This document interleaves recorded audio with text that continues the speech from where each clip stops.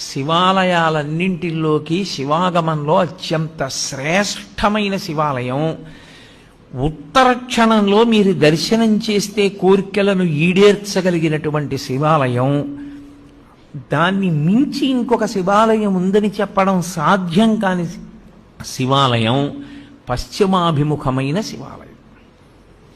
అంటే మీరు లోపలికి ప్రవేశించినప్పుడు ఆలయంలో శివలింగం పశ్చిమ ముఖాన్ని చూస్తే దాన్ని సద్యోజాత శివాలయము అంటారు. అది సద్యోజాత ముఖంతో చూస్తోంది. అది శివాగమంలో అన్ని శివాలయాల్లోకి శక్తివంతమైన శివాలయం అదే. ఈశ్వరుడు తూర్పుకి ఒక ముఖంతో చూస్తాడు, దాన్ని తత్పురుష ముఖము అంటారు. ఇప్పుడు ఇక్కడ ఉండే శివాలయంలో ఉండే శివలింగం తూర్పుని చూస్తోంది. తూర్పుని చూస్తోంది అంటే దాని ఉద్దేశ్యం ఏంటంటే, మీరు లోపలికి వెడుతున్నప్పుడు దేవాలయం కట్టినప్పుడు రాజద్వారానికి ఎదురుగుండా దాని ముఖం తూర్పు వైపుకుంటుంది. తత్పురుషము అంటారు.